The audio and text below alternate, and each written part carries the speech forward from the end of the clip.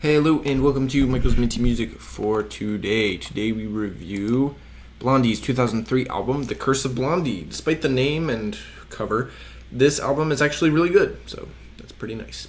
This is the track listing, and these are the tracks I added to my playlist, 10 out of 14, so most of them here. This album is really good. It's got a lot of good songs on it, and it flows really well. The beginning of the album is great. The first three tracks are all really good and really different.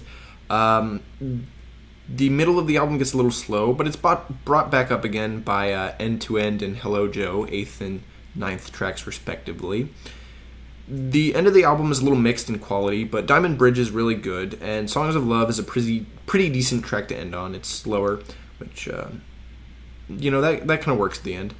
The genre is pretty wide-ranging. They've got more modern rap and hip-hop tracks along with some throwback new wave sounds, complete with some pop and rock tracks that sound right out of the early 2010s, which is pretty surprising considering this is 2003.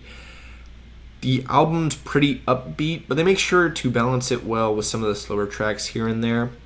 Overall, this is kind of a super innovative album, in my opinion. A lot of the tracks, a good amount of the tracks here and the sounds that they're using would not sound out of place in 2011, 2013.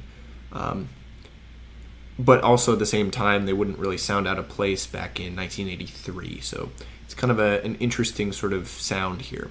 But it's really good. Most of the tracks are well done. So there was only one track released before the album, which was Good Boys, second track. There were no songs from here on the radio at the time. This was not a particularly popular album. My favorite track is definitely End to End, 8th track. It's not a super fast track, but it keeps a good speed and sound. It's got a good rock beat behind it. The biggest competition here for the spot was from Diamond Bridge, which is a similar type of song, kind of not too fast, but still pretty upbeat, and definitely a good rock one. I rank this album second out of all the Blondie albums I've heard so far. It comes together and flows a bit better than Parallel Lines and Plastic Letters. It's got a higher quality, I think. It's not quite as good as Eat to the Beat, though. Overall, I would say Curse of Blondie has at least as many good tracks as their previous albums, so I'm confident in putting this high against their previous work. With this one, they've definitely equaled their late 70s work. I don't think they've quite surpassed it. I think Eat to the Beat still comes together quite well and has maybe just a smidge higher quality, maybe like one song on Eat to the Beat that beats out the Curse of Blondie. But they're quite close in quality, in my opinion. However, this album doesn't take my top spot from 2003. That stays with Pink's Try This, which is my favorite Pink album and one of my favorite early 2000s albums. It's actually surprisingly close here, but Try This has a better back half than The Curse of Blondie. Just comparing the opening, I think the albums are pretty even. It's just in the back half that Try This comes together in a way that The Curse of Blondie doesn't.